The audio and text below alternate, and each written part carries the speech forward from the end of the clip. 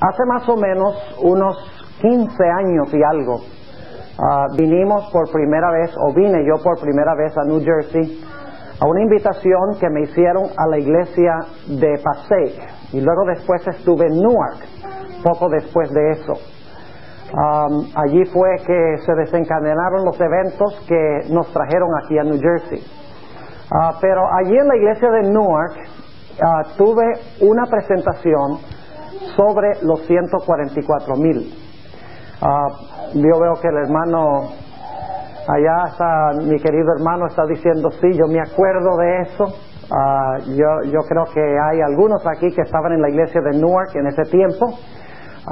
Y desde ese tiempo he estado estudiando este tema obviamente mucho más intensamente, y he desarrollado una serie de 15 temas sobre los 144,000, y quiero compartir con ustedes una síntesis, o por lo menos los aspectos más importantes de este tema.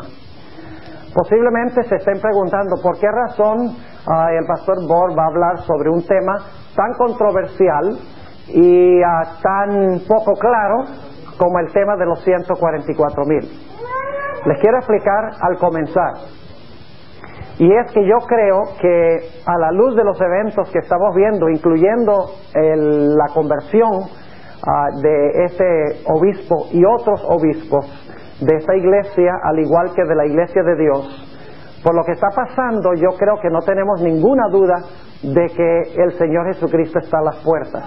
Yo quiero decirles, creo que esta generación en la cual estamos viviendo nosotros será la generación que verá la segunda venida de Jesús. No estoy fijando fecha, pero estoy diciendo que por los eventos que se están realizando, el Señor Jesucristo no va a tardar mucho. ¿Qué significa esto para el tema que vamos a estudiar esta semana? Lo que significa es que si nosotros vamos a estar vivos cuando Cristo venga, vamos a tener que pertenecer a los 144,000. Porque vamos a ver en nuestro estudio esta semana que este será el único grupo de salvos que estarán vivos cuando Cristo venga. Habrá otros salvos, pero resucitarán de los muertos. Y dicho sea de paso, solamente los adventistas podrán pertenecer a dos grupos. Si estamos vivos cuando Cristo venga, tendremos que pertenecer a los 144,000. Así que nos conviene saber en cuanto a ellos, particularmente su carácter. Y en segundo lugar, si morimos antes que Cristo venga, ningún adventista va a resucitar en la resurrección general de los justos. La resurrección que habla Pablo, donde dice los muertos en Cristo resucitarán primero, ningún adventista va a resucitar en esa resurrección. Los adventistas que mueran y se salven van a resucitar en una resurrección especial que menciona tanto la Biblia como el Espíritu de profecía. Y para resucitar en esa resurrección especial vamos a necesitar una experiencia especial que no han tenido otros cristianos en el transcurso de la historia. Uno de los temas que vamos a tratar durante esta semana va a ser sobre la resurrección especial. ¿Y qué preparación necesaria hay para resucitar en la resurrección especial? Ahora, muchos adventistas dicen, ¿por qué razón hablar de los 144,000? La hermana White nos ha dicho que no debemos tratar este tema. Bueno, quiero compartir con ustedes una cita del secretario personal, de uno de los secretarios personales de Ellen White. Su nombre era C.C. Chrysler. Y el pastor Chrysler, quien por varios años ayudara a editar los escritos de la hermana White, hizo la siguiente declaración. En relación al significado exacto de los 144,000, la hermana White nos ha instruido repetidas veces que el silencio es elocuencia. Y por lo tanto muchos dicen, la hermana White dice que en cuanto a los 144,000 el silencio es elocuencia, así que no hablemos de eso. La pregunta es, ¿qué quiere decir el pastor Chrysler cuando declara que la hermana White dijo que no debemos nosotros hablar en cuanto a ese asunto de los 144,000? Creo que la misma Elena White lo explica. Mensajes Selectos, tomo 1, páginas 174 y 75, la sierva del Señor dice, ¿qué es lo que significa el pastor Chrysler cuando dice que el silencio es elocuencia cuando tratamos el tema de los 144,000? Aquí está la cita de la sierva del Señor. Esto se encuentra en Mensajes Selectos, tomo 1, páginas 174 y 75. Esta cita es de Elena White. Dice ella, no es su voluntad, la voluntad de Dios, que ellos entren en controversia sobre asuntos que no les ayudarán espiritualmente, tales como ¿quiénes pertenecerán a los 144,000? ¿Captaron eso? ¿Sobre qué es que no debemos especular? ¿Sobre qué es que el silencio es elocuencia? Sobre quiénes específicamente van a pertenecer a ese grupo. ¿No dice ella que no podemos hablar sobre los 144,000, estudiar en cuanto a los 144,000, sus características, cuándo van a vivir, si van a ser judíos literales o no, qué clases de carácter van a tener? La sierva de Dios no está diciendo que no podemos hablar de estas cosas, porque al fin y al cabo, los 144,000 están en la Biblia. Y toda escritura es inspirada divinamente y útil para nuestro estudio. Así que la sierva de Dios no va a prohibir que nosotros estudiemos algo que está en la Biblia, que Dios reveló para nosotros. Lo que quiere decir el pastor Chrysler en su comentario de que el silencio es elocuencia, la sierva de Dios lo explica diciendo que no debemos especular en cuanto a quiénes específicamente van a pertenecer al grupo de los 144,000. Yo no puedo decir Carlos Turcios queda descartado, porque yo sé muchas cosas de él, porque estudiamos juntos en Colombia. Ese no va a estar. Y él tiene muchas cosas también que contar en cuanto a mí, porque hace años nos conocemos. Yo no puedo decir el hermano tal o la hermana tal van a pertenecer o no van a pertenecer, pero sí puedo saber cuándo van a vivir los 144,000, qué carácter van a tener, si el número es literal, es simbólico, etcétera. Ahora quiero leer otra cita del Espíritu de Profecía que se encuentra en Review and Herald, marzo 9 del año 1905. Escuchen lo que dice la sierva del Señor. ¿Cuán importante es este tema que estamos estudiando? Dice ella, esforcémonos con todo el poder que Dios nos ha dado de estar entre los 144,000. Ahora, si no debemos estudiar el tema de los 144,000, ¿cómo nos vamos a esforzar para estar entre ellos? Obviamente la hermana White no está diciendo que no debemos estudiar este tema, está diciendo que no debemos especular sobre quiénes van a pertenecer a este grupo. Así que nuevamente dice, esforcémonos con todo el poder que Dios nos ha dado de estar entre los 144,000. Quiero que noten esa palabra, entre. La hermana White sabía muy bien el idioma inglés. Una de las preguntas, vamos a ver en un momento, que hace la gente sobre los 144,000 es si la hermana White va a pertenecer a los 144,000. La respuesta es no. La sierva de Dios jamás dice que va a estar entre los 144,000. Siempre dice que va a estar con los 144,000. Pero sin embargo aquí ella dice que debemos luchar con todas las fuerzas que Dios nos ha dado para estar entre los 144,000. Así que ella sabe usar la palabra con y también sabe usar la palabra entre. Así que dice, esforcémonos con todo el poder que Dios nos ha dado de estar entre los 144,000. Y luego noten lo que ella dice, porque mucha gente dice, yo voy a luchar para estar entre los 144,000. ¿Saben ustedes cuál es la mejor preparación para estar entre los 144,000? Luchar para que otros estén allí también. Noten cómo termina la cita. Esforcémonos con todo el poder que Dios nos ha dado de estar entre los 144,000 y hagamos todo lo que podamos para ayudar a otros a ganar el cielo. Gloria a Dios. Ahora, cuando hablamos de los 144,000, surgen muchas preguntas. Y quiero comenzar compartiendo con ustedes estas preguntas. Exactamente, ¿quiénes son los 144,000? ¿Cuándo van a vivir en este mundo los 144,000? ¿A dónde en este planeta van a vivir los 144,000?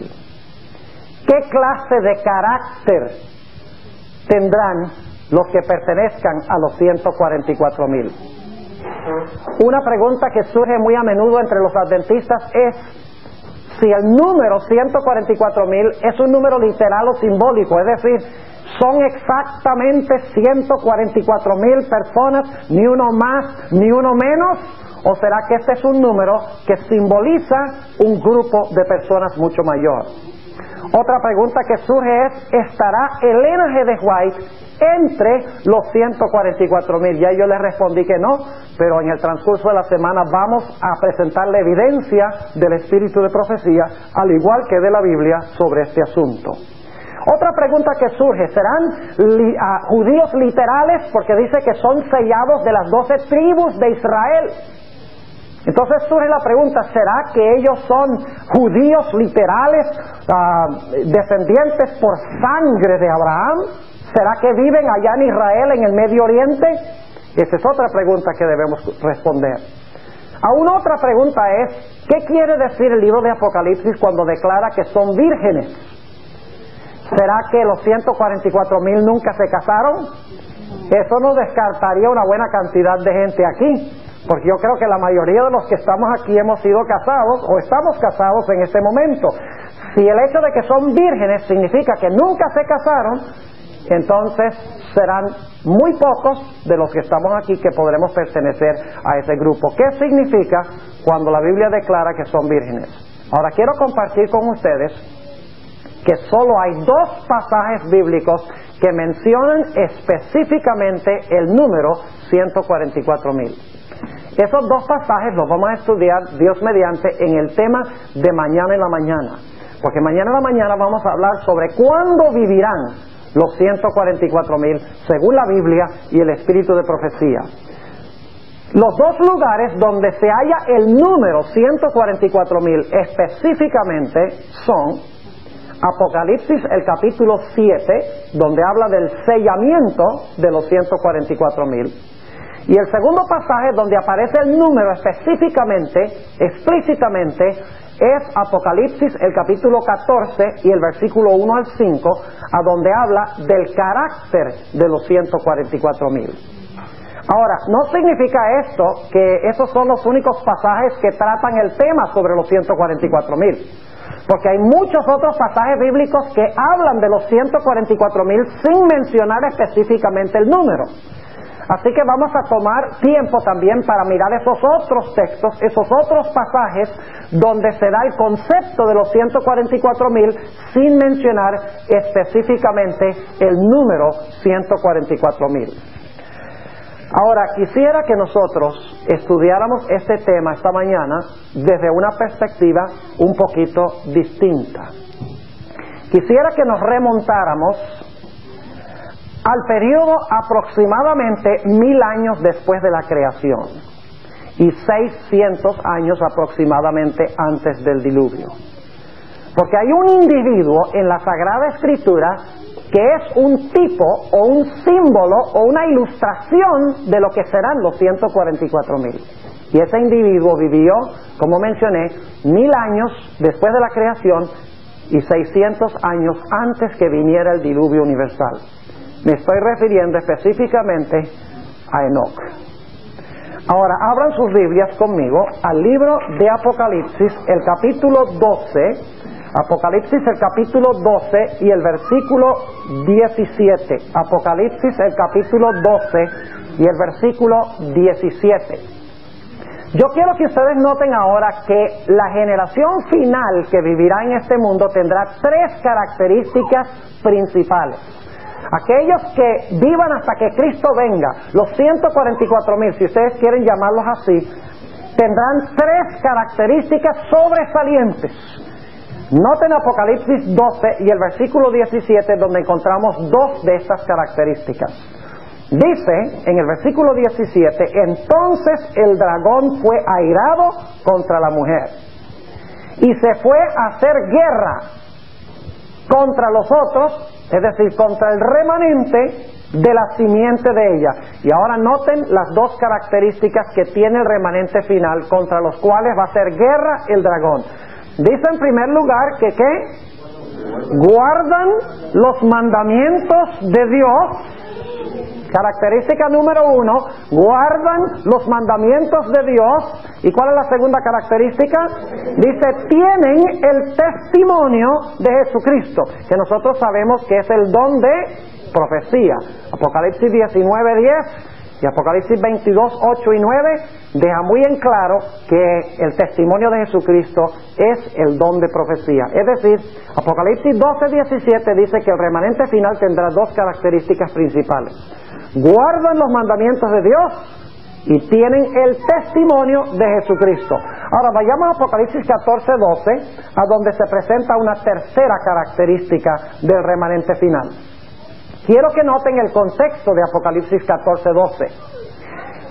Inmediatamente antes de esto tenemos los mensajes de los tres ángeles, culminando en el tercer mensaje, a donde se advierte en contra de la bestia, su imagen y su marca. Y luego, después que Dios describe a los que adoran la bestia, a los que adoran su imagen, los que reciben la marca, ahora Dios presenta un grupo que está en contraste con ese grupo. Noten Apocalipsis 14 y el versículo 12. Dice, aquí está la paciencia de los santos. Aquí están, luego se repite lo mismo que vimos en el versículo 17 del capítulo 12. Aquí están los que guardan, ¿qué cosa? Los mandamientos de Dios, y ahora se agrega otro detalle. ¿Qué cosa? Y la fe de Jesús. Tres características presenta la Biblia del remanente final. 1, guardan los mandamientos de Dios. 2, tienen el testimonio de Jesucristo. 3, tienen la fe de Jesús. Mandamientos, testimonio de Jesús y la fe de Jesús. Ahora quiero que vayamos al período del Antiguo Testamento, como les mencioné, para analizar la experiencia de Enoc. ¿Saben ustedes que esas tres características las tuvo Enoc? Vamos a analizar esto. Vamos a remontarnos al periodo antes del diluvio. Vayan conmigo a Génesis el capítulo 6 y vamos a leer el versículo 5. Génesis el capítulo 6 y el versículo 5. Este es el periodo cuando está viviendo el profeta Enoc.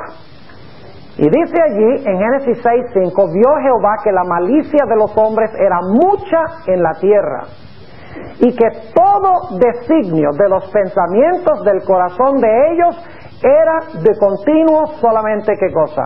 Solamente el mal. ¿En qué condición se encontraba el mundo en esta época? En una condición casi irremediable, según la Sagrada Escritura.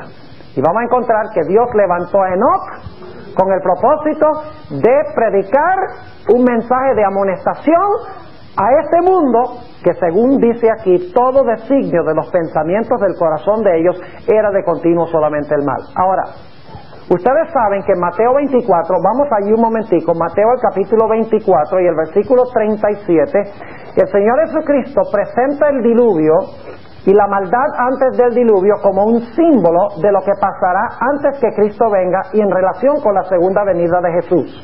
Vamos a leer esto en Mateo el capítulo 24 y el versículo 37 en adelante. Dice allí, mas como los días de Noé, así será la venida del Hijo del Hombre. ¿Compara Jesús lo que pasó en los días de Noé con lo que va a pasar al fin? Claro que sí. La maldad del mundo en los días de Noé será la maldad en el tiempo del fin. Lean 2 de Timoteo 3, 1 al 5. Ustedes han leído ese pasaje donde habla de la condición del mundo en los últimos días. Dice, los hombres serán avaros, amadores de sí mismos, y luego da una lista de corrupción que va a tener el mundo, igual que antes del diluvio. Ahora, así como Dios destruyó el diluvio en los días de Noé con agua, ¿va a destruir el mundo con fuego cuando Cristo venga? Claro que sí. Ahora, antes del diluvio, ¿hubo un mensaje de advertencia? Claro que sí. Antes de la destrucción del mundo, ¿hay un mensaje de advertencia? Claro que sí. Ahora, quiero que noten un punto muy interesante. Y es que antes del diluvio, había dos grupos. Y saben que esos dos grupos se describen desde Génesis 3:15. En Génesis 3:15 tenemos dos grupos. Tenemos la simiente de la serpiente y tenemos la simiente de ¿quién? La simiente de la mujer. Dos simientes. Representan los buenos y los malos. Ahora, con el transcurso del tiempo, las dos simientes comenzaron a proliferarse, ¿verdad? Porque tenemos los descendientes de Caín y tenemos los descendientes de Set. que según la Biblia, antes del diluvio se llaman los hijos de Dios y las hijas de los hombres. Ahora, yo quiero que ustedes noten que antes del diluvio había dos diferentes clases de conversos. Antes del diluvio había dos diferentes clases de conversos. ¿Qué clases? Uno, los conversos que murieron antes del diluvio, y un converso que fue trasladado al cielo de entre los vivos. Noten lo que dice en Génesis, el capítulo 5, para que ustedes vean el contraste. Génesis, el capítulo 5, y vamos a leer empezando con el versículo 5. Noten el contraste que vamos a ver ahora. Dice en el versículo 5, y fueron todos los días que vivió Adán 930 años, ¿y qué? Y murió. ¿Murió Adán un creyente? ¿Murió Adán converso? Aquí tenemos un converso que murió antes del diluvio, ¿verdad? Ahora, noten lo que dice el versículo 8. Dice, y fueron todos los días de Set 912 años, y murió. Otra vez lo mismo, versículo 11. Y fueron todos los días de Nos 905 años, ¿y qué? Y murió. Noten el versículo 14. Y fueron todos los días de Cainán 910 años, y murió. Versículo 17. Y fueron todos los días de Maalaleel 895 años, y murió. Noten el versículo 20. Y fueron todos los días de Jared 962 años, y murió. Noten el versículo 27, dice, y fueron todos los días de Matusalén 969 años, y murió.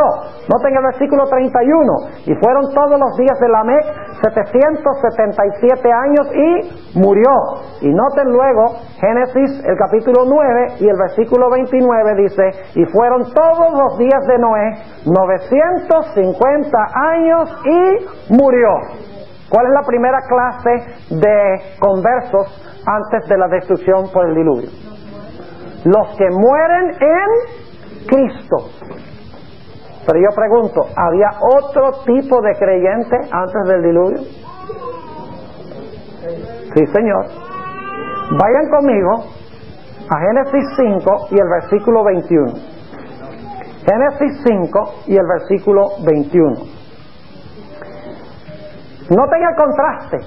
Todos los héroes de Génesis 5 hemos leído que murieron. Fueron conversos, aceptaron a Cristo, murieron antes de la destrucción. Pero hubo uno distinto. Dice en el versículo 21, y vivió Enoc 65 años y engendró a Matusalén. Y caminó Enoc con Dios, después que engendró a Matusalén 300 años y engendró hijos e hijas. Y fueron todos los días de Enoc 365 años. Y ahora noten el versículo 24. Caminó pues Enoc con Dios y desapareció porque le llevó Dios. ¿Fue Enoc diferente que los otros héroes de Génesis 5? Claro que sí. ¿Cuántas clases de creyentes había antes del diluvio? Dos, los que murieron en Cristo, y uno que fue trasladado al cielo de entre los vivos. Ahora noten lo que dice en Hebreos 5, un pasaje paralelo. Hebreos el capítulo 5 y vamos a 11, y el versículo 5. Hebreos 11 y el versículo 5. Aquí nos agrega detalles en cuanto a Enoc. Dice, por la fe Enoc fue traspuesto. ¿Qué significa traspuesto? En realidad la palabra griega indica que mueven a una persona de un sitio a otro sitio. Trasladar, exactamente, traspuesto, son sinónimas estas palabras. Por la fe Enoc fue traspuesto para no ver muerte. ¿Captaron eso? Todos los demás héroes que murieron. ¿Qué pasó con Enoc? Fue traspuesto para no ver muerte. Y dice, y no fue hallado, porque lo traspuso Dios. En otras palabras, antes del diluvio había dos clases de creyentes. Un grupo de creyentes que aceptaron a Cristo y murieron. Y hubo otra categoría de creyentes que fue trasladado al cielo de entre los vivos. Ahora inmediatamente nos preguntamos, ¿por qué fue que Enoc fue trasladado al cielo de entre los vivos y no los demás? La respuesta es que Enoc tenía un carácter especial que él había desarrollado en su comunión con el Señor. Vamos a volver otra vez a Génesis 5 y vamos a notar un detalle muy interesante en cuanto a Enoc. Génesis, el capítulo 5 y el versículo 21 y 22 nuevamente. Génesis 5, 21 y 22. Quiero que noten la expresión. Vamos a ver por qué Dios traspuso a Enoc. Porque fíjense, Enoc advirtió al mundo, amonestó al mundo. Vamos a encontrar eso en unos momentos. Por su maldad les dijo, viene la destrucción. En ese contexto hubo muchos creyentes que murieron, pero Enoc, el que presentó la advertencia final, no murió, sino que fue traspuesto. Y nos preguntamos, ¿por qué fue Enoc traspuesto? ¿Por qué no fueron traspuestos los demás? La respuesta es que él tenía un carácter especial que había desarrollado en su comunión con Dios. Y por eso es tan importante estudiar este tema, hermanos y hermanas. Porque si nosotros vamos a estar vivos cuando Cristo venga, nosotros vamos a tener que poseer ese carácter. Y si no lo poseemos y estamos vivos, vamos a estar en el lado equivocado. Ahora noten lo que dice Génesis 5 y el versículo 21 y 22, y luego vamos a leer el versículo 24. Dice, y vivió Enoc 65 años y engendró a Matusalén. Y luego, ¿qué dice? Y caminó Enoc con Dios. Después que engendró a Matusalén 300, noten, caminó Enoc con Dios, ¿cuándo? Después que engendró a Matusalén 300 años y engendró hijos e hijas. Y luego noten el versículo 24, repite el mismo pensamiento, dice, caminó pues Enoc con Dios y desapareció, pues le llevó. ¿Tiene algo que ver el caminar de Enoc con Dios y el hecho de que Dios se lo llevó? Aquí hace la conexión. Dice, caminó pues Enoc con Dios y ¿qué? Y desapareció porque le llevó Dios. Es decir, fue traspuesto para no ver ¿qué cosa?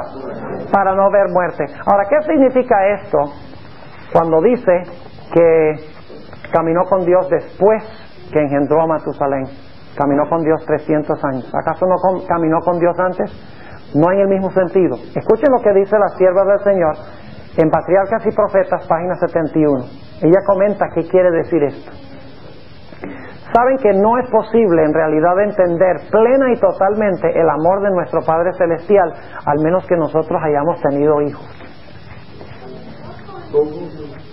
Bien, no es posible conocer a plenitud la actitud que tiene nuestro Padre Celestial para con nosotros, al menos que nosotros hayamos tenido la experiencia de tener hijos. Permítame leerles esta cita de la sierva del Señor, páginas 71 y 72 de Patriarcas y Profetas. Dice ella, pero después del nacimiento de su primer hijo, Enoc alcanzó una experiencia más elevada. Fue atraído a más íntima relación con Dios. Comprendió más cabalmente sus propias obligaciones y responsabilidades como hijo de Dios. Cuando conoció el amor de su hijo hacia él y la sencilla confianza del niño en su protección, cuando sintió la profunda y anhelante ternura de su corazón hacia su primogénito, aprendió la preciosa lección del maravilloso amor de Dios hacia el hombre manifestado en la dádiva de su hijo y la confianza que los hijos de Dios podían tener en el Padre Celestial. Ahora, ¿qué significa esto? Que Enoc caminó con Dios. ¿Saben ustedes que en el Antiguo Testamento prácticamente cada vez que aparece la expresión caminar con Dios, porque aparece muchas veces en el Antiguo Testamento, casi siempre va conectado con guardar los mandamientos de Dios? Quiero darles varios ejemplos, porque la generación final va a guardar los mandamientos, ¿verdad?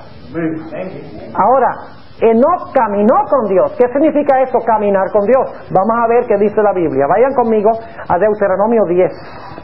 Deuteronomio 10. Dicho sea de paso, Deuteronomio es escrito por el mismo Moisés que escribió el libro de Génesis. Deuteronomio capítulo 10 y el versículo 12 y 13. Deuteronomio 10, 12 y 13. Noten las palabras sinónimas que se usan aquí. Dice allí: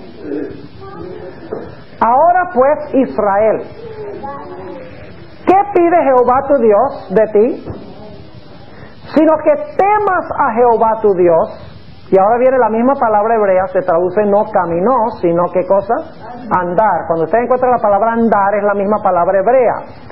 Dice que temas a Jehová tu Dios, que andes en todos sus caminos, y que lo ames, y que sirvas a Jehová tu Dios con todo tu corazón y con toda tu alma. ¿Y luego qué dice? Que guardes los mandamientos de Jehová. ¿Cuál es una de las características de la generación final que será trasladada al cielo de entre los vivos? ¿Guardan qué cosa? Los mandamientos de Dios. Noten los sinónimos. Dice que temas a Jehová tu Dios, que andes en sus caminos. No se traduce camines en todos sus caminos, porque camines en sus caminos es redundante, pero es que andes en sus caminos, y que lo ames y que lo sirvas con todo el corazón y con todo el alma, y que guardes los mandamientos de Jehová y sus estatutos que yo te prescribo hoy para que hayas bien. ¿Qué significa andar con Dios? Significa guardar los mandamientos de Dios por amor. Significa temerle, amarle y servirle con todo el alma y con todo el corazón. Note lo que dice el Salmo 78 y el versículo 10. Salmo 78 y el versículo 10. La misma palabra hebrea, andar o caminar. Dice allí en el Salmo 78 y el versículo 10, hablando del pueblo de Israel, el pueblo de Israel dice: no guardaron el pacto de Dios, ni quisieron ¿qué cosa? Andar en su ley. Noten que caminar se conecta con guardar ¿qué? La ley. No quisieron caminar en su ley. Así que ¿cómo es que caminamos con Dios? Caminamos con Dios guardando su santa ley, según dice aquí. Noten el Salmo 119 y el versículo 1. Salmo 119 y el versículo 1. La misma palabra hebrea. Nosotros los adventistas, cuando estudiamos la Biblia, la estudiamos con el principio de que debemos comparar un texto con otro texto. ¿No es así? Cuando tenemos una palabra en Génesis, debemos ver el uso de esa palabra en el resto de la Biblia para entender qué significa andar o caminar. Está bien, Enoc caminó con Dios, pero ¿qué es caminar con Dios? Significa andar en sus mandamientos, andar en sus leyes, por amor a Él, por reverencia a Él.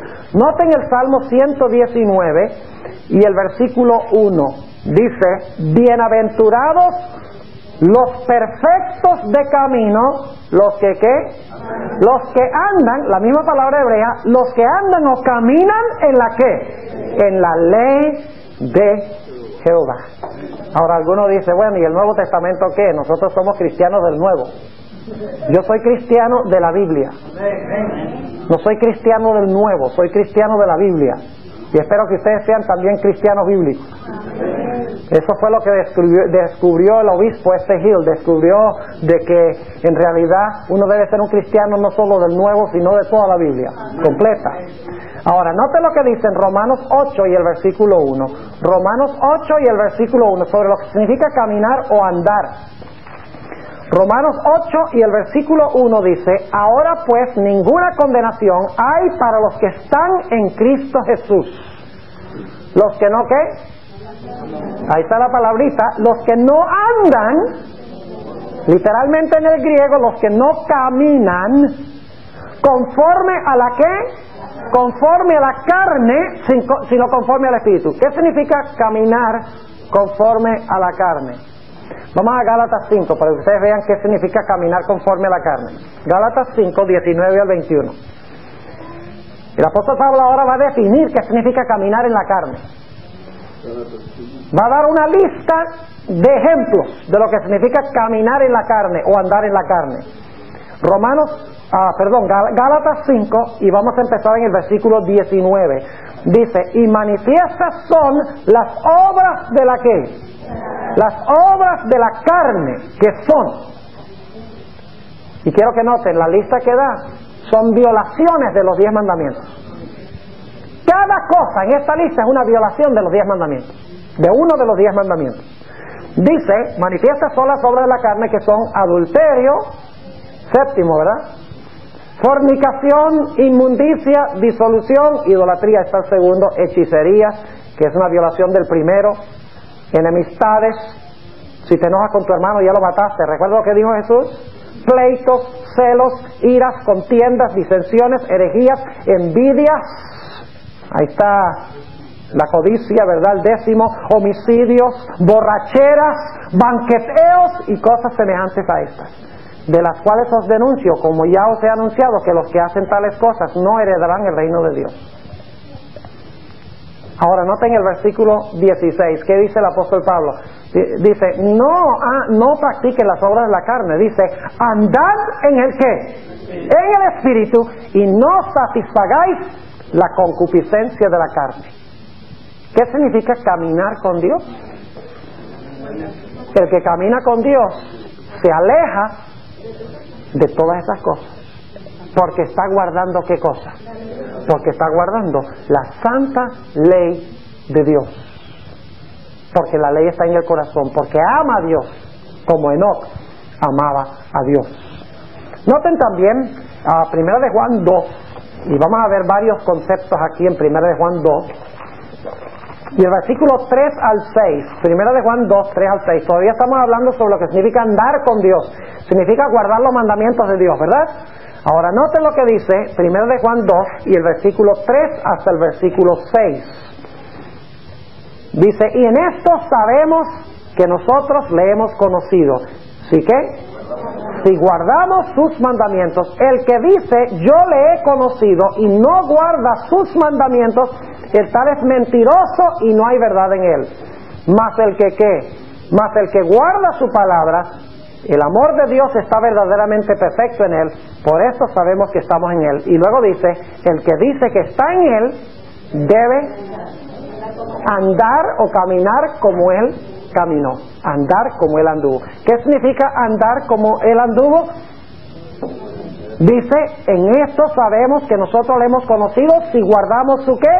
Sus mandamientos. El que dice yo le he conocido y no guarda sus mandamientos, el tal es mentiroso y no hay verdad en él.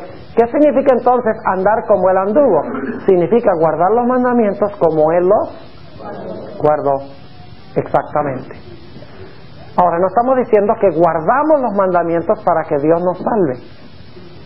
Lo que estamos diciendo es que por amor a Dios, por temor, por reverencia a Dios, por respeto a Dios, porque reconocemos que es nuestro Padre amante y porque Él ha escrito su ley en nuestro corazón, el fruto es obediencia a su santa ley. El fruto demuestra la relación que hay entre Dios y la persona. Así que yo pregunto, ¿Enoc guardó los mandamientos de Dios cuando caminó con Dios? Obviamente que sí. Ahora quiero que noten, antes de ir a otro punto, otra característica, quiero que noten que en el libro de Hebreos no dice que Enoc caminó con Dios, usa otra expresión. Vayan conmigo a Hebreos 11 nuevamente, y vamos a notar que en Hebreos no habla de caminar con Dios, usa otra expresión, otra palabra. Dice, Hebreos 11 y el versículo 5, lo siguiente. Por la fe Enoc fue traspuesto para no ver muerte y no fue hallado, porque lo traspuso Dios. Y ahora escuchen esto.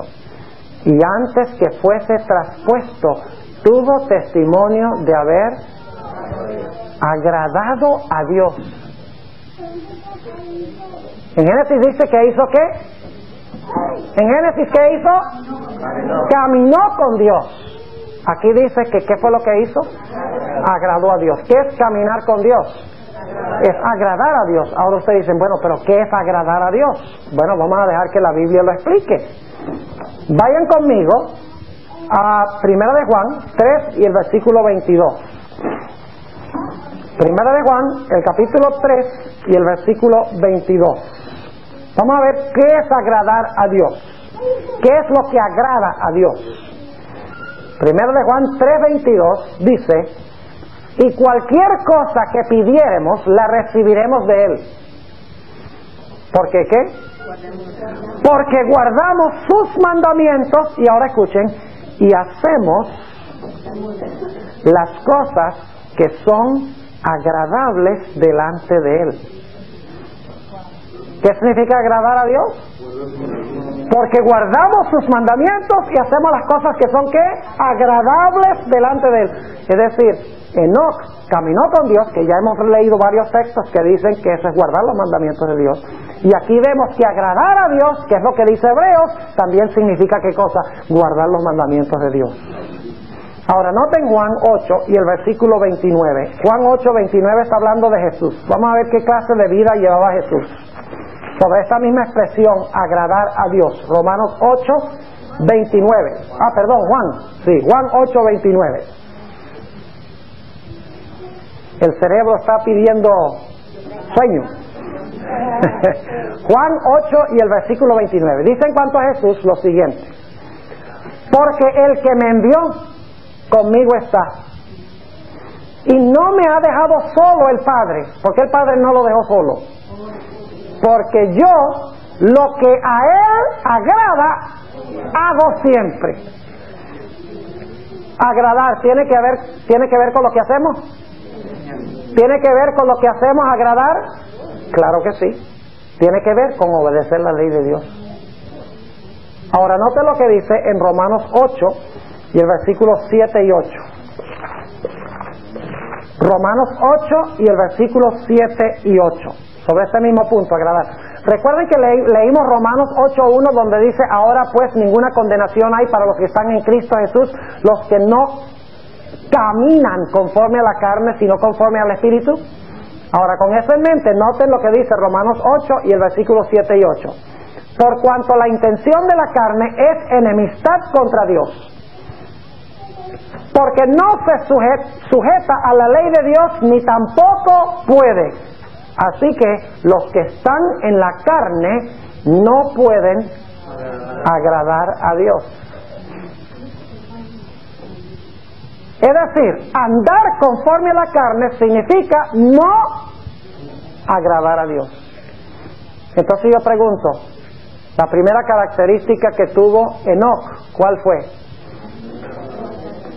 El hecho de que guardaba los mandamientos de Dios porque le encantaba ¿qué? Le encantaba agradar a Dios. Eso es diferente que guardar los mandamientos porque, bueno, es mi obligación. O sea, yo hago ciertas cosas en mi casa que a mí no me gusta hacer. Por ejemplo, todos los jueves que yo estoy en la casa, a mí me toca limpiar los baños. Sí, señor. Yo sé que a ella no le gusta hacerlo, entonces yo lo hago. Y entonces cuando yo me doy cuenta que ella no tiene que hacerlo, está contenta, estoy alegre, pero yo estoy alegre también. Yo pregunto, ¿hay ciertas tareas que tenemos que cumplir por Jesús que son desagradables? Sí, señor. Porque ustedes creen que cuando un mártir estaba en una estaca y lo rodearon de leña y le prendieron fuego, que eso, ¡ay, qué sabroso! Hay ciertos deberes que son desagradables. ¿Pero por qué lo hacemos? Porque queremos agradar a Dios. Esa es la forma en que Enoc guardó los mandamientos de Dios. Decía, yo quiero complacer a mi Padre Celestial. Yo quiero complacer a mi esposo espiritual. Yo quiero hacerle feliz. Y cuando yo le obedezco, él se alegra y se contenta tanto y dice, mira mi siervo Enoc, qué buen hombre es. Y lo exhibe ante el universo, ante el mundo. Eso es lo que quiere decir esto, que Enoc caminó con Dios. Enoc agradó a Dios. Yo pregunto, al final de la historia, ¿tendrá Dios un pueblo que guarda los mandamientos de Dios? ¿Serán reos de muerte? ¿Tendrán que vivir de una forma muy difícil, faltándole agua y faltándole alimento y sujetos a un decreto de muerte? ¿Aún así guardarán la ley de Dios? ¿Guardarán el sábado de Dios? Sí. ¿Por qué razón? ¿Porque quieren ganar la salvación o porque quieren agradar a su Padre? Porque quieren agradar a su Padre Celestial. Cuando el Padre está feliz, ellos están felices también. Alabado sea el Señor. Pero ¿saben ustedes, hermanos y hermanas? Para caminar con Dios hay que conocer a Dios. Y me temo que no lo conocemos muy bien. Conocemos más de la televisión que lo que lo conocemos a Él. Así que ven la conexión entre Enoc y la generación final. En el aspecto de agradar y guardar los mandamientos de Dios hay una conexión clara. Ahora vamos a la segunda característica. La segunda característica, y no estamos andando en orden, es la fe de Jesús que tiene la generación final, ¿verdad? La fe de Jesús. Ahora vamos a notar si Enoc tenía esa característica. Vamos nuevamente al libro de Hebreos. Vayan conmigo a Hebreos, el capítulo 11 y el versículo 5, y vamos a continuar con el versículo 6. Hebreos 11, 5 y 6 dice: por la fe Enoc fue traspuesto para no ver muerte, y no fue hallado, porque le traspuso Dios, y antes que fuese traspuesto tuvo testimonio de haber que agradado a Dios. Y ahora noten el versículo 6: empero sin fe es imposible agradar a Dios. ¿Qué tenía Enoc? Fe, porque sin fe uno no lo puede agradar. Así que Enoc no solamente guardó los mandamientos de Dios y quiso agradar a Dios, sino que Enoc tenía ¿qué cosa? Fe. Ahora yo pregunto, ¿qué es fe?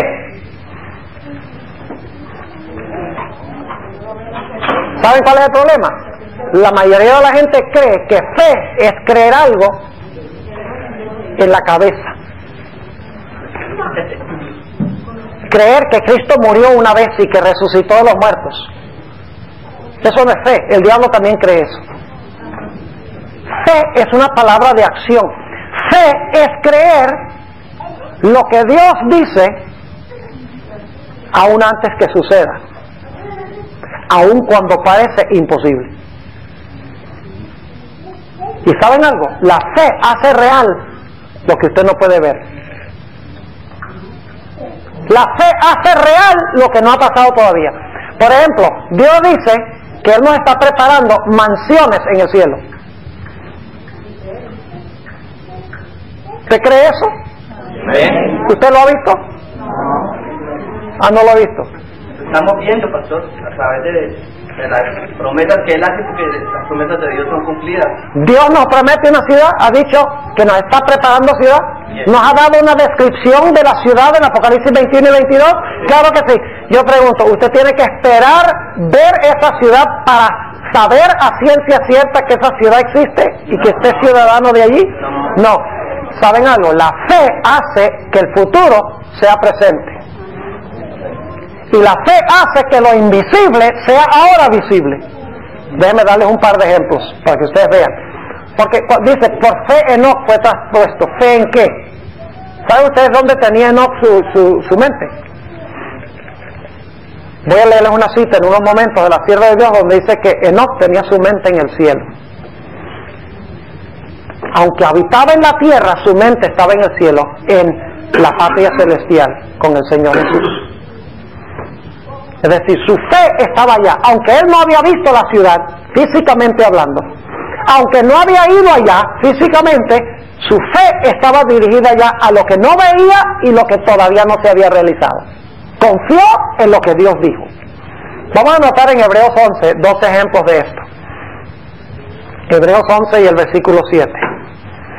Dice, por la fe Noé, habiendo recibido respuesta, significa que Dios le advirtió de las cosas que aún no se veían.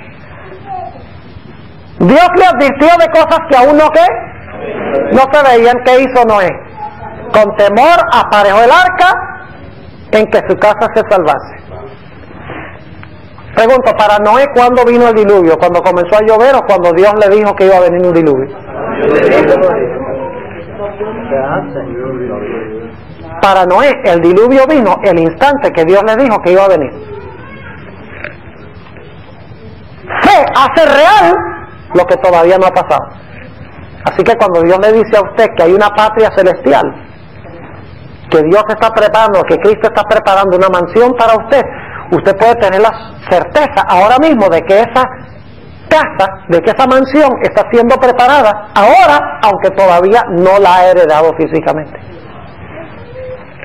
Para Noé, en otras palabras, su fe hizo real ahora lo que todavía no había pasado, lo que todavía no se veía. Ahora noten otro ejemplo en Hebreos 11 y el versículo 24, hablando de Moisés. Dice, por la fe Moisés, hecho ya grande, rehusó ser llamado hijo de la hija de Faraón. ¿Qué iba a hacer Moisés si se quedaba en Egipto? Iba a ser Faraón, uno de los más grandes faraones de la historia del mundo. Una momia, pastor. Una momia, sí, pero antes de la momia iba a tener mucha gloria. Cortica, pero gloria, ¿verdad? Momentánea, pero gloria. ¿Cierto que sí? Y sin embargo, a pesar de que estaba rodeado del poder y de la gloria y del dinero y de las posesiones y de toda la fama y todas las cosas, era lo que él podía ver. Él dice, no, me quedo con lo que no puedo ver. Para él era más real lo que no veía que lo que veía. El problema con nosotros es que para nosotros es más real lo que podemos agarrar que lo que todavía no está cierto. ¿Es así o no es así? Claro, la televisión nos ha instruido a pensar de esa forma. Sigue diciendo, versículo 25, escogiendo antes ser afligido con el pueblo de Dios que gozar de las comodidades temporales del pecado. ¿Qué significa temporales? Temporales significa que están atadas a este tiempo presente. Se usa la palabra prostairo, atadas a este momento presente. Versículo 26, teniendo por mayores riquezas el vituperio de Cristo que los tesoros de los egipcios, porque miraba a la remuneración. ¿Qué miraba Moisés? ¿Y cuándo es el galardón o la remuneración? ¿Cuándo era? ¿Ah? ¿Cuándo es que pasó eso? ¿Cuándo fue remunerado Moisés? Ah, cuando fue llevado al cielo, pero cuando Dios lo llamó a salir todavía no le habían pagado. Yo pregunto, cuando Dios lo llamó, ¿ya Moisés tenía la certeza de que Dios le iba a pagar? ¿Tenía que esperar que Dios le pagara? Al igual que Noé, no tuvo que esperar que cayeran gotas de agua para saber que iba a venir el diluvio. De la misma manera, Moisés no tuvo que esperar entrar a la patria celestial para saber de que estaba garantizado. Eso es tener fe. Es tener la mente ¿dónde? Con el Señor en el cielo. ¿Saben algo? Yo con mi mente puedo escoger estar a donde yo quiero. Y saben que no hay más rapidez de viaje que el pensamiento. Ahorita mismo, fíjense lo que voy a hacer. Voy a cerrar los ojos y voy a viajar a Fresno, California. Estoy en Fresno.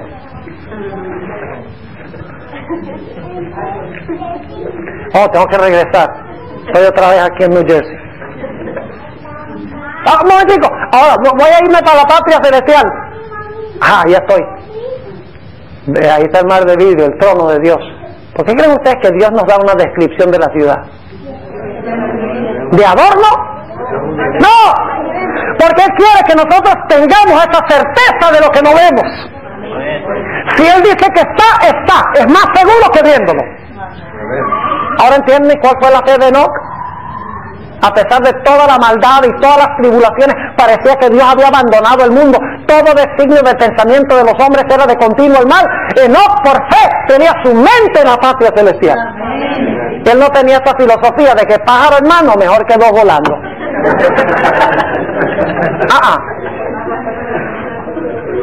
Y hay una expresión en inglés donde alguno dice, you're so heavenly minded, you're no earthly good.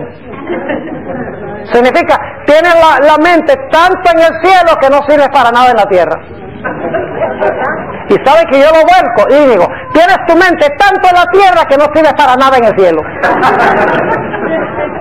Yo creo que ese es el peor problema que tenemos. No que tenemos la mente demasiado en el cielo, sino que tenemos la mente demasiado en la tierra. Y por eso no tenemos fe. Por eso Jesús dice, cuando venga el Hijo del Hombre, ¿hallará fe en la tierra?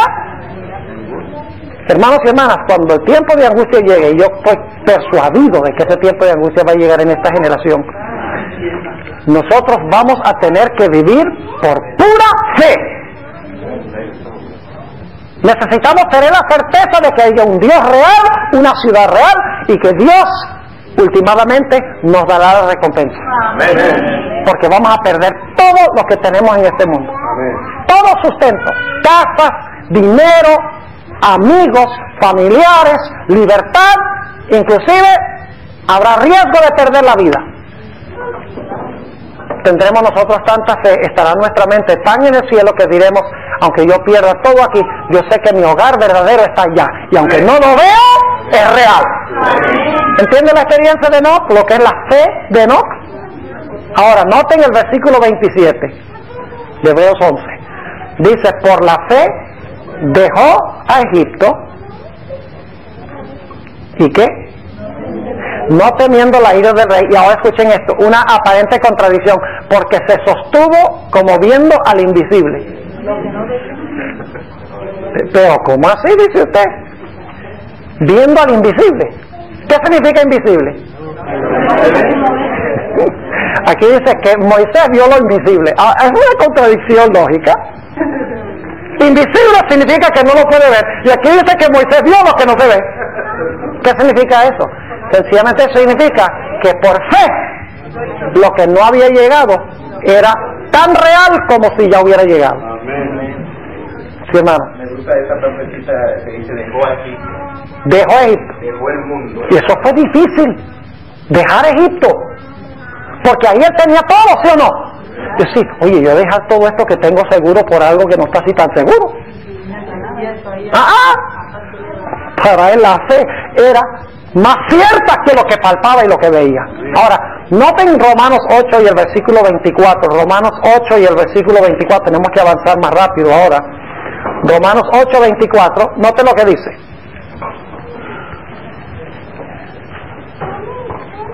¿Cuántos de ustedes tenían esperanza de que yo volviera algún día a New Jersey? ¿Cuántos ahora tienen esperanza de que yo vuelva algún día a New Jersey? Usted no necesita esperanza, yo estoy aquí. Ahora, la razón por la cual digo eso es por lo que vamos a leer ahora. Noten Romanos 8, 24. Dice, porque en esperanza somos salvos, mas la esperanza que se ve no es esperanza. Porque lo que alguno ve, ¿a qué esperarlo? Si usted dice, yo tengo esperanza de que el pastor venga y estoy aquí, ¿qué esperanza es esa? Usted tiene esperanza de lo que no ha pasado, de lo que no se ve. ¿Están entendiendo lo que estoy diciendo? De la misma forma, todavía nosotros no tenemos el cielo, pero podemos tener el cielo en la tierra, por fe. Y esa es la experiencia que tuvo Enoc. Su mente estaba en el cielo. Estaba tan en el cielo que Dios finalmente le dijo, bueno, Enoc, ya tú no tienes más nada que hacer allá. Vente para acá. Y continuemos caminando juntos físicamente por toda la eternidad. ¿Esa es la experiencia que ustedes quieren? Entonces, ¿por qué nos sentamos a ver en televisión programas violentos donde están matando a los que fueron creados a la imagen de Dios?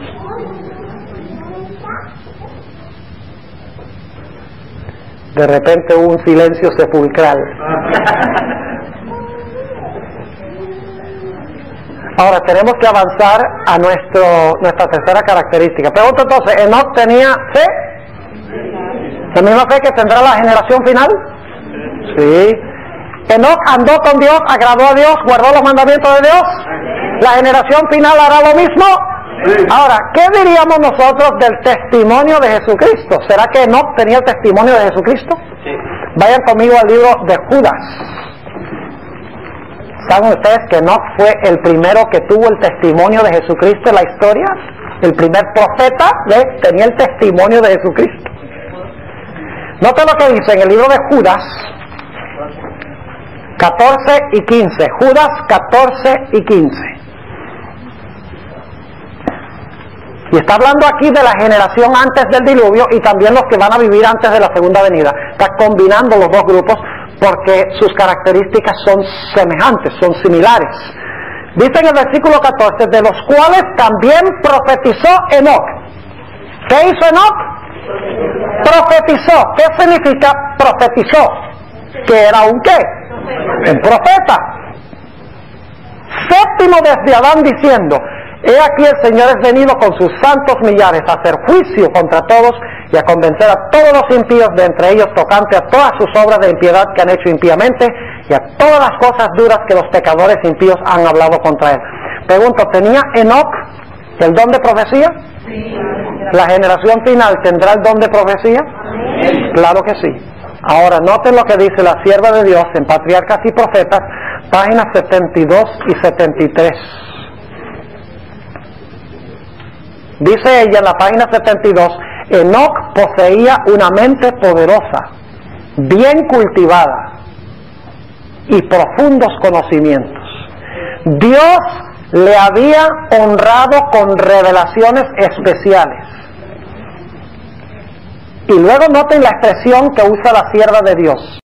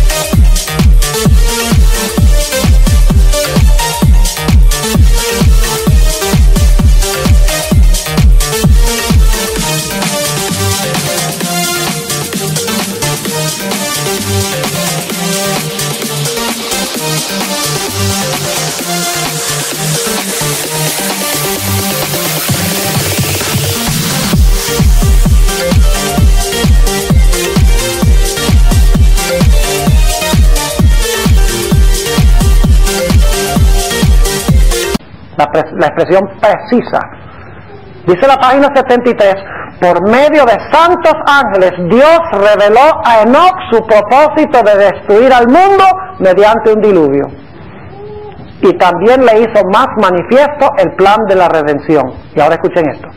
Mediante el espíritu de profecía, lo llevó a través de las generaciones que vivirían después del diluvio y le mostró los grandes eventos relacionados con la segunda venida de Cristo y el fin del mundo. ¿Qué le dio Dios a Enoc? ¿Qué expresión usa la sierva del Señor? Le dio el espíritu de ¿qué? El espíritu de profecía. Ahora, ¿para qué fue el espíritu de profecía? ¿Por qué le dio Dios el espíritu de profecía?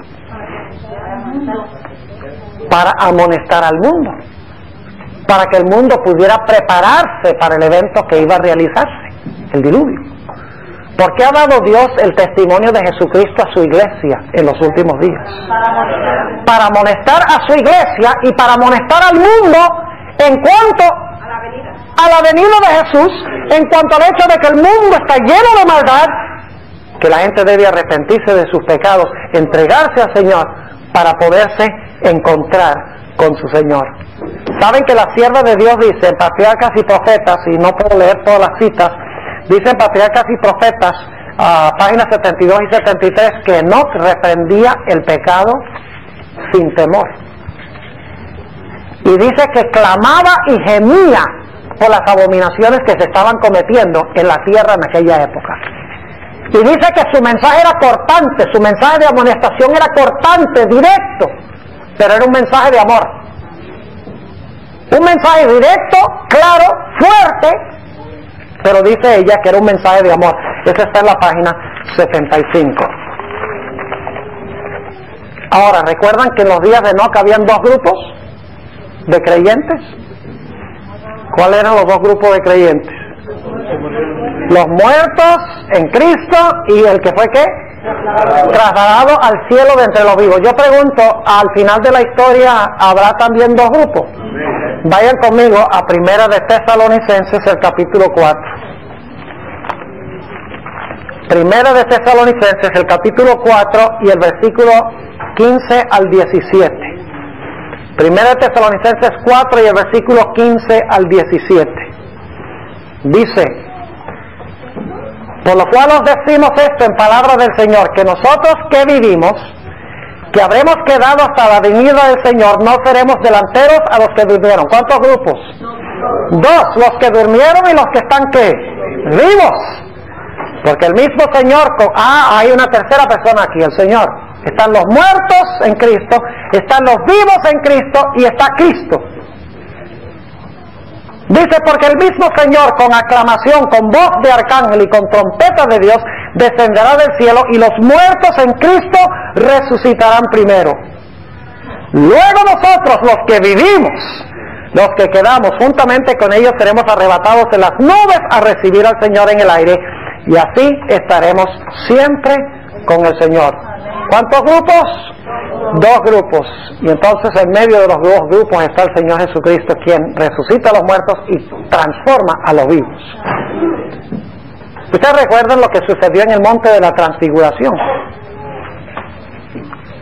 ¿Quiénes descendieron sobre el monte de transfiguración? Moisés y Elías. Y ahí estaba Cristo. Estaban los tres: Moisés, Elías y Cristo. ¿Saben ustedes que allí había un mini reino? Un reino en miniatura. Porque Jesús dijo algo muy raro. Le dijo a los discípulos, antes de eso le dijo: hay algunos aquí que no van a morir antes que vean a Cristo, al Hijo del Hombre, viniendo en el reino de su gloria. Y todos se murieron y todavía el reino no ha venido. Pocos días después, 6 días después, estaban algunos: Pedro, Santiago y Juan, con Jesús en el monte de la transfiguración. Y el Señor Jesucristo fue glorificado, fue transfigurado. Dice que le brillaba el rostro como el sol. ¿Saben ustedes que ahí tenemos una representación de toda la raza humana? Tenemos a Cristo,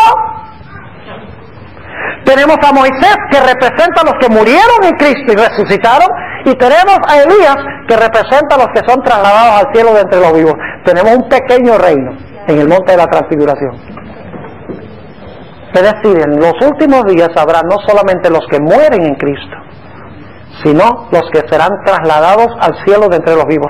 Pero para eso, hermanos y hermanas, es indispensable para nosotros tener el carácter de Enoc. Caminar con Dios y agradar a Dios por amor a Él. Tener esa fe inquebrantable en aquello que no vemos, en aquello que no ha llegado todavía, y obedecer lo que nos da el testimonio de Jesucristo. Apartarnos del pecado. Saben, hermanos y hermanas, que si nosotros pudiéramos captar solo un vistazo del cielo, no quisiéramos nunca volver acá. Déjenme leerles un par de citas aquí del Espíritu de Profecía. La página 291 de Eventos de los Últimos Días. Dice la sierva del Señor, escuchen esto, página 291, Eventos de los Últimos Días. Dice ella: las palabras son demasiado pobres para intentar una descripción del cielo. Siempre que se vuelve a presentar ante mi vista el espectáculo, me anonada de admiración. Arrobada por el insuperable esplendor y la excelsa gloria, dejo caer la pluma exclamando: ¡oh, qué amor! ¡Qué maravilloso amor! El lenguaje más exaltado no bastaría para describir la gloria del cielo ni las incomparables profundidades del amor del Salvador. En otra ocasión, la sierva de Dios dijo: el lenguaje humano no alcanza a describir la recompensa de los justos.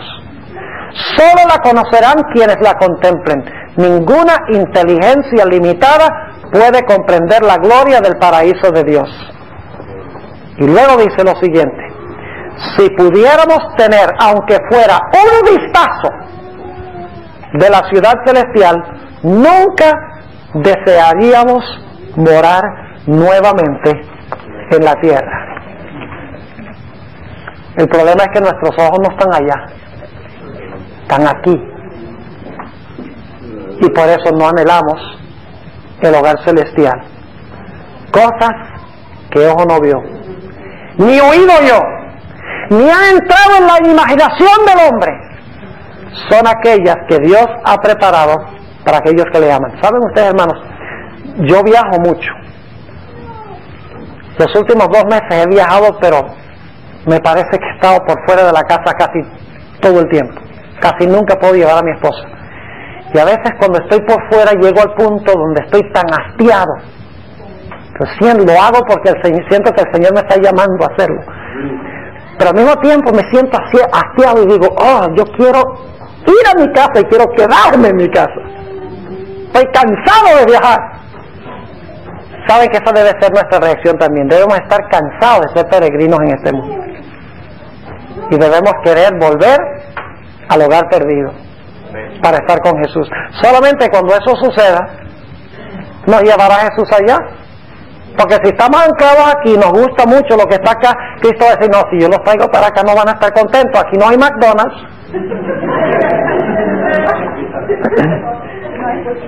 No, aquí no hay televisión. No, aquí no hay eso. Entonces nosotros tenemos que aprender a vivir la vida celestial aquí en la tierra.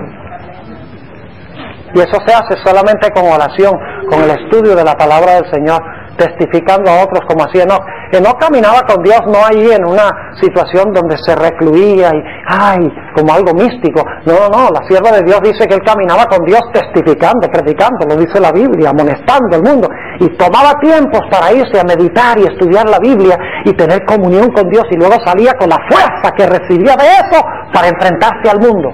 Lean el capítulo Set y Enoc en el libro Patriarcas y Profetas mientras están aquí. Qué tremendo capítulo, mediten sobre ello y van a ver cuál es el secreto de Enoc. Quiero concluir leyendo un texto de la Biblia que encontramos en 2 de Corintios capítulo 4. 2 de Corintios el capítulo 4. Y eso, pero estoy robando un poquito de minutos porque al principio me paré 20 minutos tarde.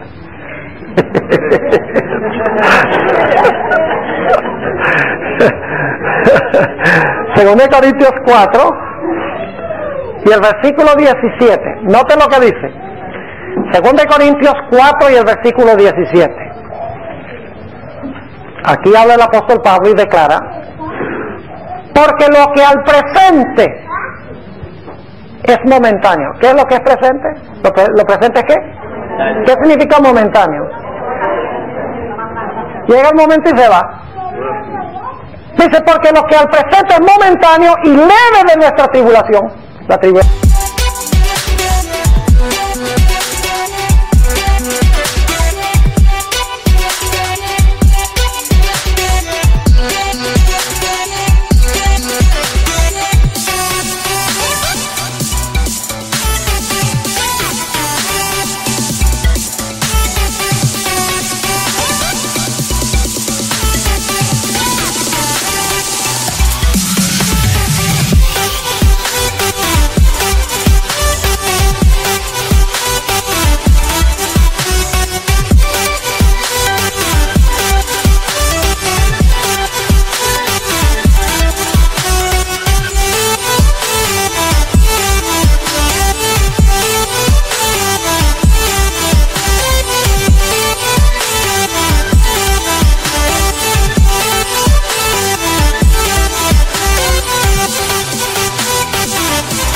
Que tenemos es que la presente es momentánea.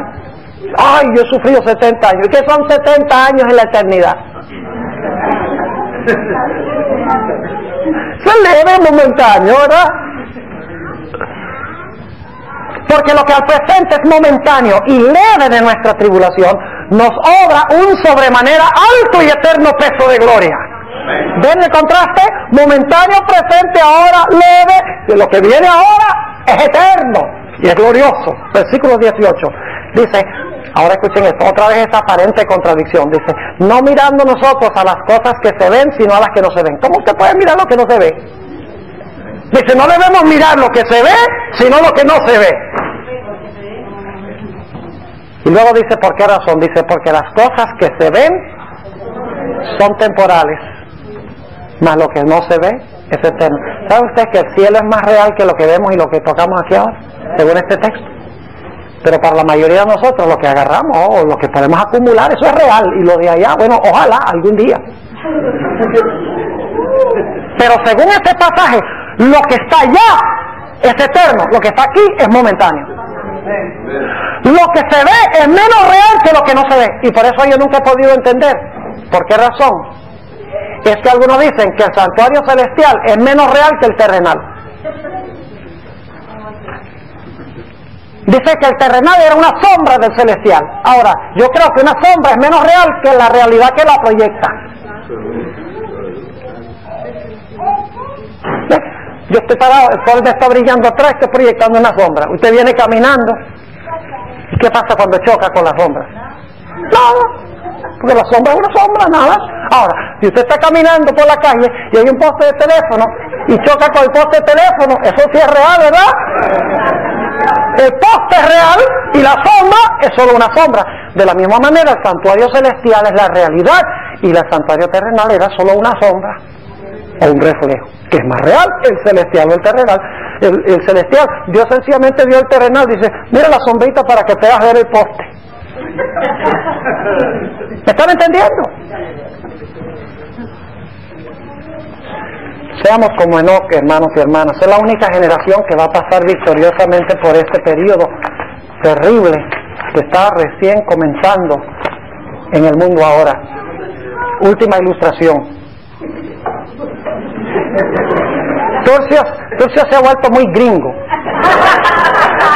porque él es esclavo del reloj. Yo lo conozco a él hace años, pero esta semana lo vamos a indoctrinar bien.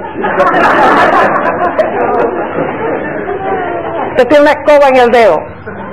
Si usted quiere balancear esa escoba en el dedo, usted mira el dedo, ¿cierto? Usted tiene el dedo, está balanceando la escoba en el dedo y usted está, para balancearlo usted tiene que mirar su dedo, la parte de abajo de la escoba. Así es que se hace. Trate de hacerlo y verá. Tiene que mirar arriba para balancear. Para usted balancear la escoba, usted tiene que mirar arriba, entonces se balancea perfectamente. Pero si usted mira abajo, se cae la escoba. ¿Por qué nosotros vivimos vidas tan desbalanceadas? Porque en vez de estar mirando hacia arriba, estamos mirando hacia abajo. Así que miremos hacia arriba, hermanos y hermanas. Después de este campestre, nos vayamos a la casa, no seamos iguales. No seamos esclavos de la televisión, de los videos, del entretenimiento, que no edifica la mente, no fortalece nuestra fe en lo que viene. No nos lleva a querer agradar a Dios obedeciendo su ley. No nos lleva a estudiar el testimonio de Jesucristo. El Espíritu decía, si vamos a estar en esta generación, vamos a tener que regresar y desarrollar una experiencia que no hemos desarrollado hasta ahora. Oremos. Padre, te damos gracias por habernos hablado esta mañana. Queremos ser, Señor, como Enoc. Queremos tener nuestra mente tanto en el cielo con Jesús, que Jesús nos diga, ven, y continuemos caminando por toda la eternidad juntos aquí en la patria celestial.